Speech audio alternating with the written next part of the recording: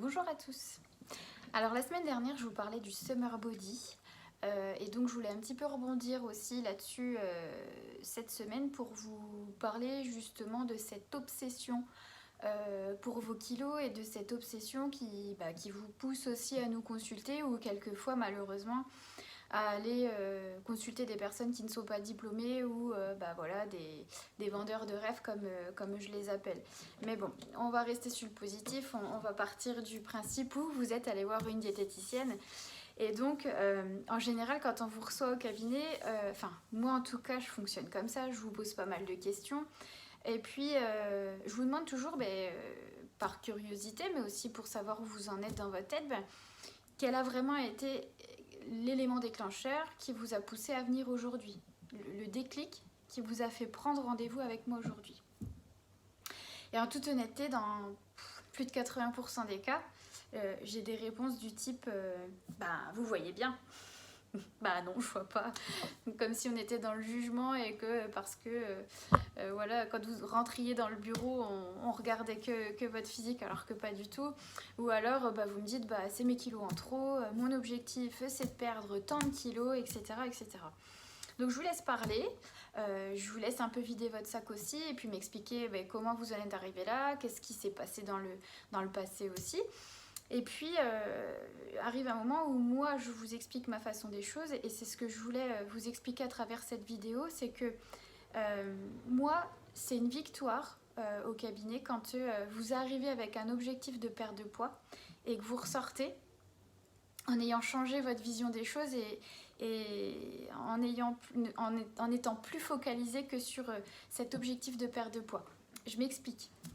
Bien sûr que je me doute que quand vous prenez rendez-vous avec moi, il y a un objectif de perte de poids, mais c'est ce que j'essaye toujours de vous expliquer dans les premières consultations, c'est que vous focalisez pas sur le bon problème et qu'en fait, bien avant de vouloir voir de la perte de poids sur la balance, il faut déjà qu'on aille creuser et qu'on aille chercher qu'est-ce qui s'est passé, pourquoi j'ai pris du poids et qu'est-ce qui fait que dans ma vie, j'en suis arrivée là aujourd'hui. Et il y a un gros point que vous négligez beaucoup, c'est l'aspect émotionnel, le facteur émotionnel. Le titre de cette vidéo, c'est maigrir à tout prix, perdre ses kilos à tout prix. Oui, mais n'en faites pas une priorité. Et c'est surtout que, avant tout, je suis là bien évidemment pour vous donner des conseils alimentaires, vous aider à remettre un peu d'ordre dans votre vie par rapport à ça, mais je suis aussi l'oreille attentive et l'écoute sur qui vous pouvez vous reposer. Les consultations, elles sont là aussi pour que vous puissiez vider votre sac. Nous, on le dit toujours un petit peu comme ça, mais on est un peu des éponges finalement, et on est là pour absorber un petit peu tout ce qui vous tracasse. Et je vous assure que bien plus que de perdre des kilos, moi j'ai des patientes aujourd'hui qui ne viennent que pour cette oreille attentive et qui me disent juste quand je ressors de chez vous, je me sens bien. J'ai pu parler, j'ai pu dire ce que je pensais, j'ai pu vider mon sac. Et c'est vraiment un sas de décompression de venir en consultation. Et même si j'ai pas perdu de poids, je m'en fiche, au moins ça m'a fait du bien. Et ça, j'aimerais que vous en preniez conscience. D'arrêter de faire des raccourcis et de dire ma consultation s'est bien passée parce que j'ai perdu du poids ou ça s'est pas bien passé parce que j'ai pas perdu de poids. Arrêtez de réduire la consultation à juste une perte de poids. Moi j'essaye de toute façon, je le retranscris en consultation, je vous le dis toujours, quand vous montez sur la balance, qu'il y ait de la perte, qu'il n'y ait pas de perte, et qu'il y ait de la reprise, il n'y a pas vraiment d'émotion de ma part. Je ne vais pas vous dire oh c'est super, vous avez perdu 3 kilos. Ou à l'inverse, dis donc c'est pas bien, vous en avez repris 2, alors là je suis pas contente du tout. Je ne travaille pas du tout comme ça. Parce que justement j'essaye toujours de vous le dire, ne focalisez pas sur le poids, essayez de vous focaliser sur autre chose. Et déjà quand on a gagné en maturité sur ce point-là, je peux vous dire que ça vous fera avancer. Automatiquement ça vous fera avancer parce qu'il y aura beaucoup moins de blocage.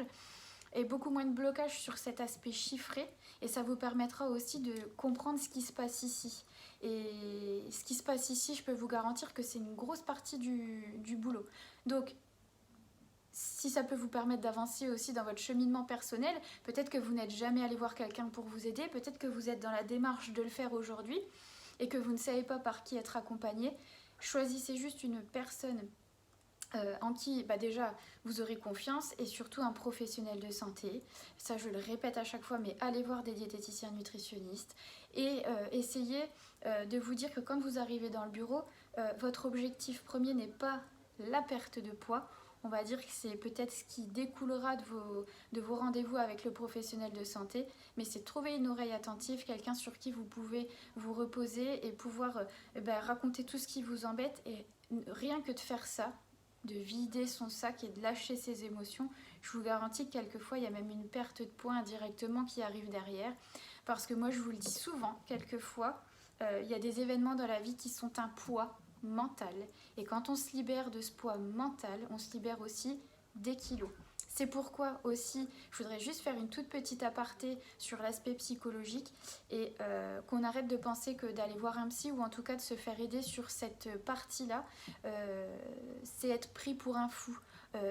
Moi, j'ai une bonne partie de mes patientes qui vont voir des psys et pour qui je leur dis quelquefois le suivi psy est indispensable parce que ça vous permettra de débloquer des choses et qu'on en a besoin pour avancer. Voilà.